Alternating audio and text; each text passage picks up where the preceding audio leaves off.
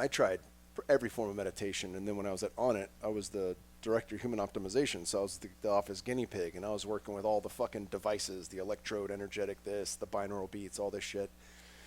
And nothing ever really landed for me until I got into mantra-based meditation. And Emily Fletcher, who's been on this podcast, gave me a mantra, and I sat with her for 3 days with a small group of us, and she walked me through her practice, which is, a Vedic traditional meditation style.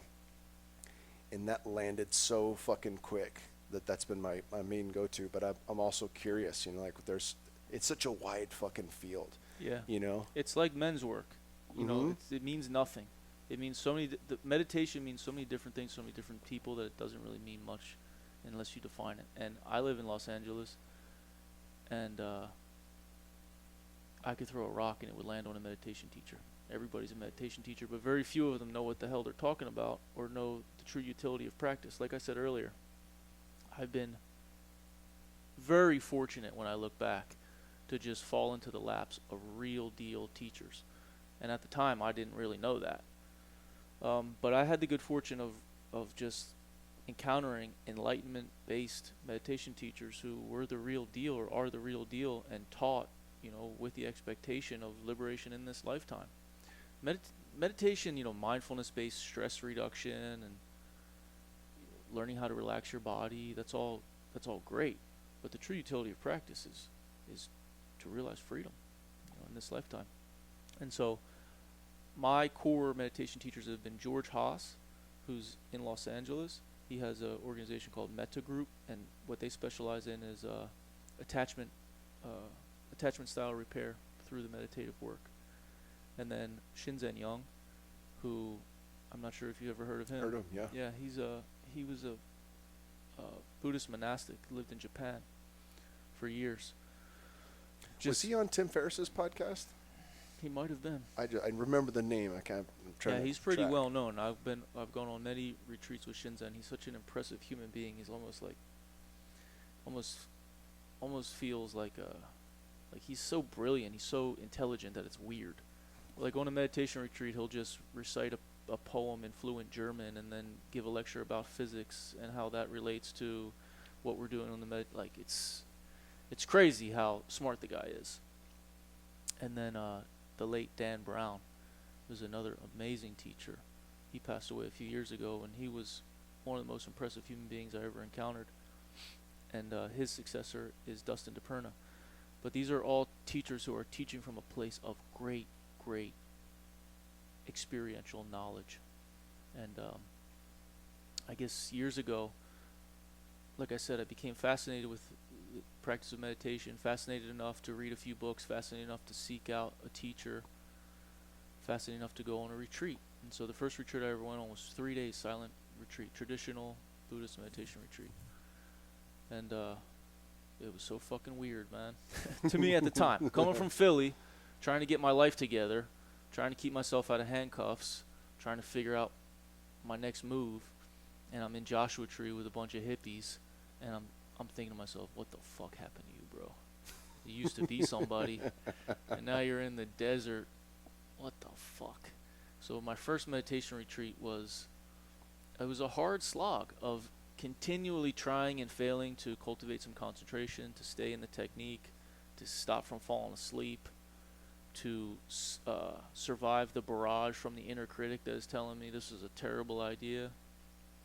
And there was actually one moment where I was walking from the meditation hall back to my dormitory on this long dirt path, and there's this Asian woman walking past me, old Asian woman, and she's walking past, and as we get closer, I watched my mind suggest to me the Muay Thai combination that I would employ if she attacked me.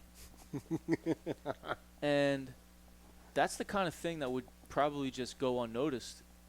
But in the context of a meditation retreat, you notice everything. You really start to cultivate a witness perspective on your own mind. And so for the first time, and I distinctly remember this, for the first time I was like, what's that about? Do you think an Asian woman's going to attack you on a meditation retreat? What are you so afraid of? Whoa, there's some fear here. And so while the meditation retreat, the first meditation retreat, was not an enjoyable experience at all, when I returned to my life, there was just like this feeling of spaciousness around the experience of myself.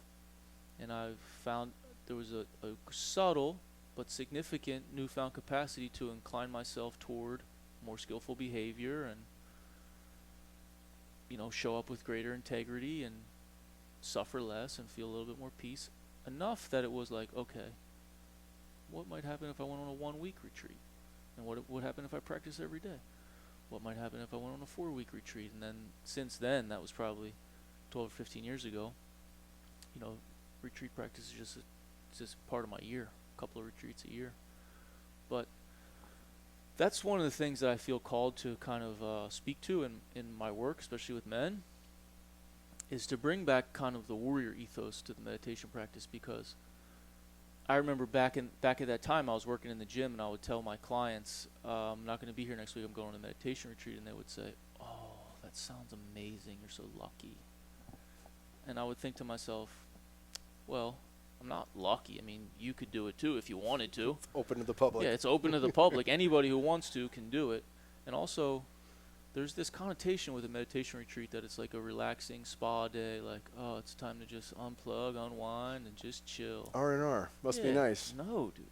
I mean, it's fucking hard, especially at first, because you don't really have any capacity to just zone in and just not think.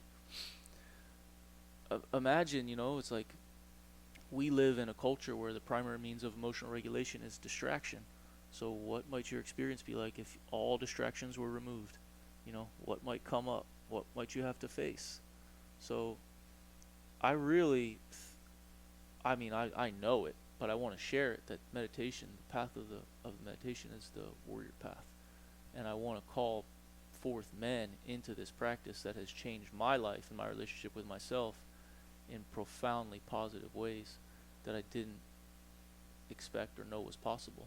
And I find myself in a unique position, suited to call guys like you. I mean, not you personally, but fighters, rough around the edges type dudes, vets, guys who've been in some trouble. Because your typical, that kind of a dude just isn't going to listen to, the namaste, super spiritual guy. So I really do feel like my soul mission is to call the warriors into this practice, because it is the warrior practice.